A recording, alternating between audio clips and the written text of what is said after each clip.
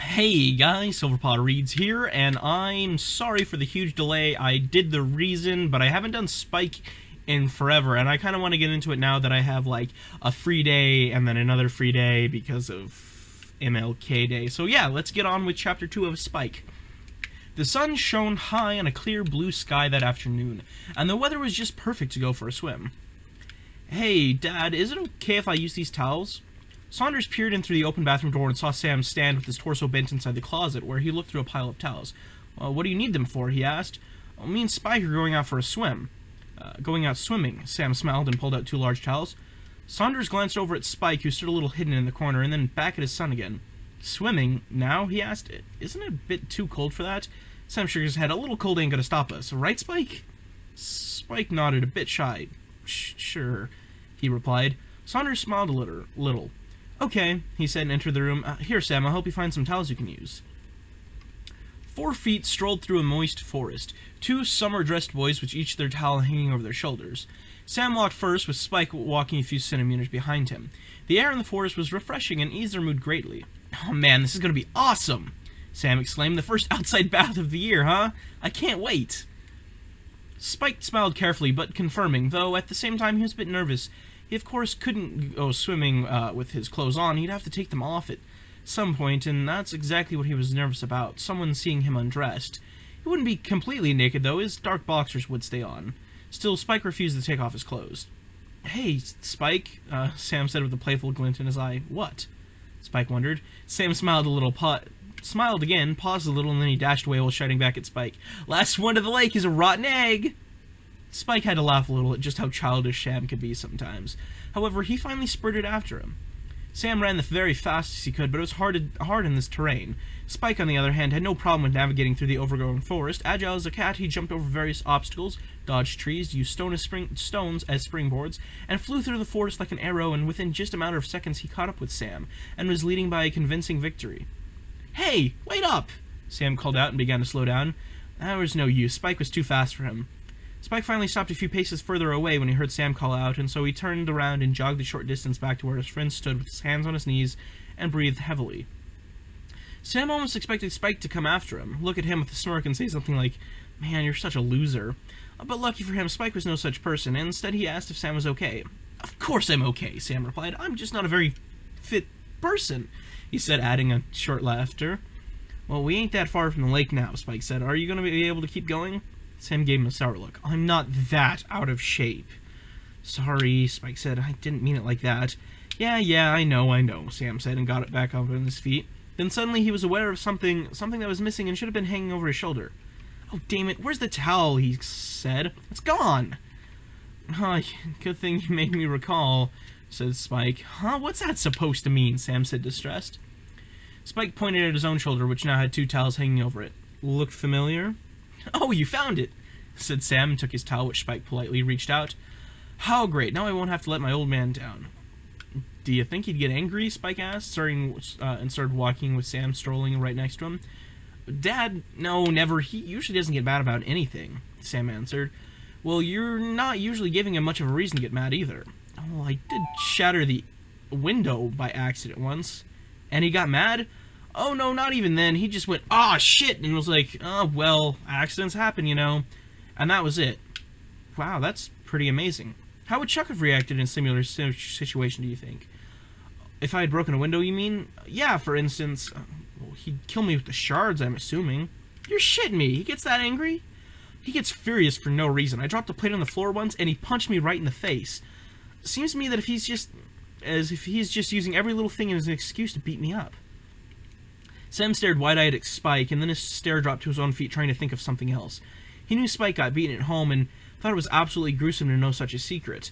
That someone was hurting his best friend, he didn't like talking about it. It made him feel uncomfortable, angry, and powerless. Therefore, as soon as the subject surfaced or Spike tried talking about it, Sam was quick on changing the subject. Sam launched a kick at a big cone. It rolled and soon landed in front of Spike, who kicked it further away, and so they walked kicking the cone in turns, and thus Sam did no longer have to hear any more about the abuse. A long while had passed when they finally got against the water ahead of them. "Ah, finally here," Sam exclaimed, relieved that he didn't have to walk anymore. Spike quite enjoyed walking and wouldn't have minded the whole distance all over again, but he was also a bit relieved that they were finally at the journey's end. But then suddenly he felt his stomach twirl and the nervousness came creeping back. He looked down at the water and his expression got blank. Sam put his hands on his hips and eyed the big pond, almost the size of a small lake, smiling and got butterflies in his stomach, at the thought of going for a swim at long last. Sam loved water, something he most likely had inherited from his equally water-loving father. He glanced over at Spike, who stood there in quiet and staring into the thin air. "Are you okay?" Sam asked. "Huh? Oh, yeah, I'm fine," Spike answered. Sam smiled, straightening up his back, and took a deep breath. "So," he began after exhaling, "ready for the first swim of the year?" Spike nodded in reply and glanced quickly at Sam, who, unembarrassed, nearly ripped off his clothes and ran into the water wearing nothing but his shorts.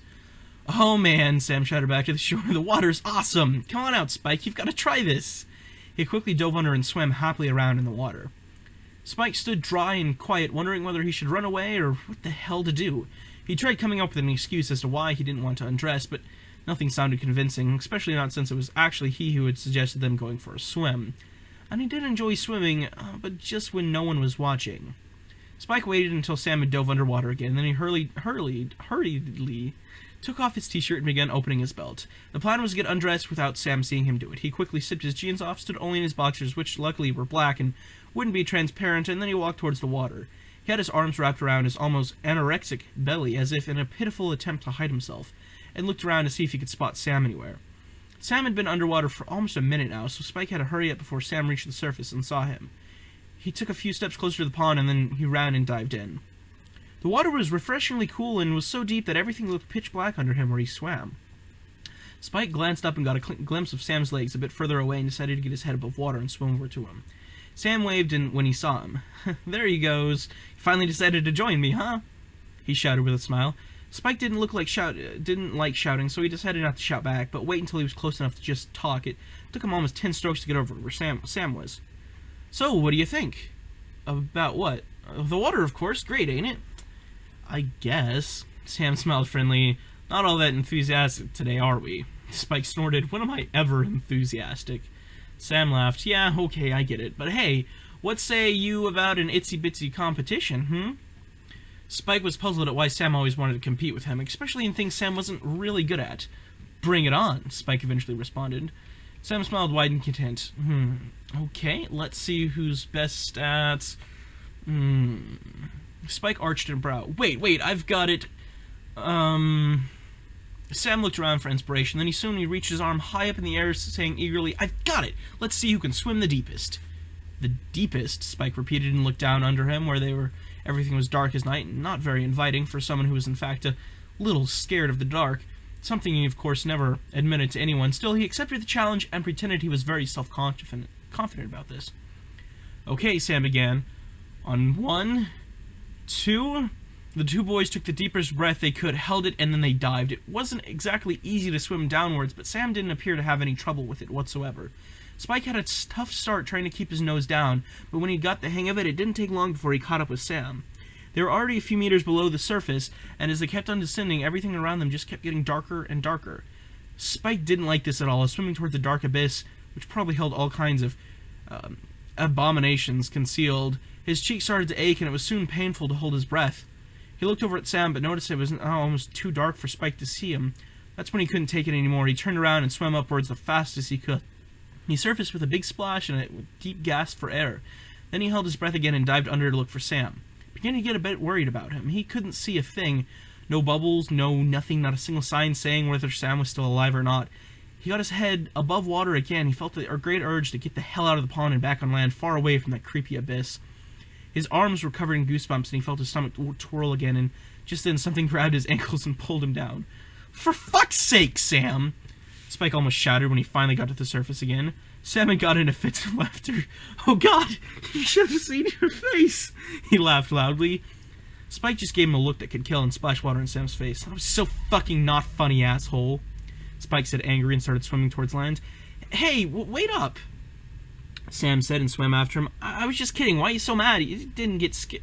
He stopped himself. "No way. You're not scared of water, are you?" "Fucking am not," Spike said sour, "and if suddenly became scared of it, well, we'd all know whose fault that is, won't we?"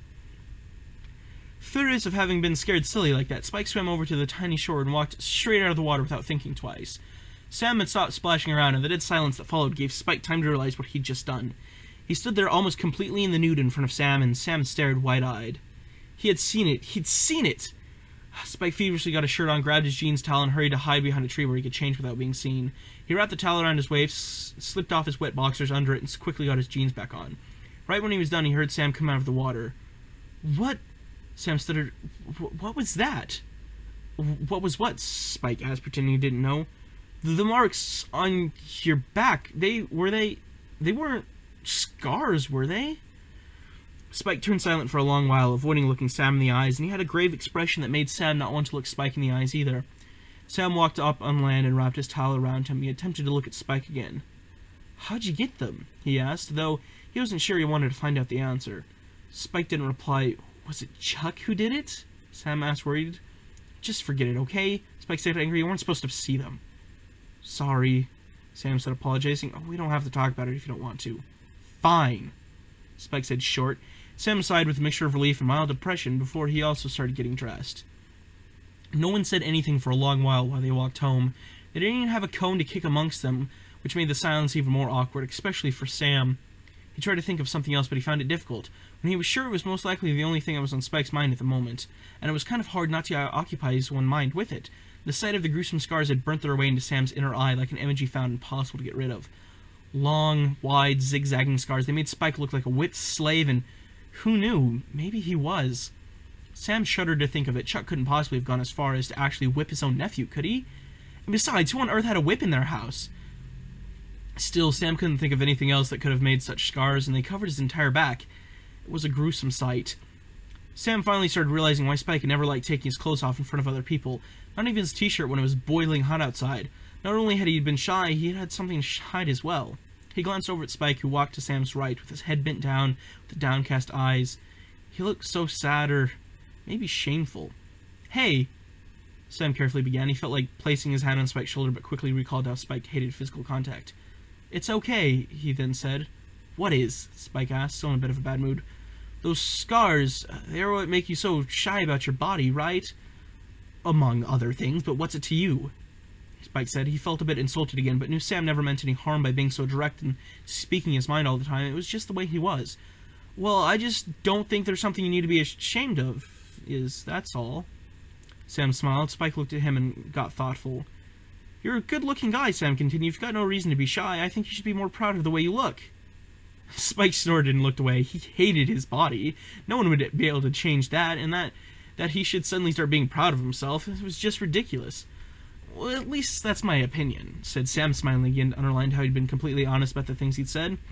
Spike didn't say anything. He just kept looking away and would rather talk about something else. But none of them said a word until after a long while, Sam suggested they go back to their tree hut not far away. Spike replied with a short nod, and so they changed the direction, walking with moods a bit enlightened as they were both looking forward to seeing how the old hut was doing. Still, Sam just couldn't take his mind off those scars.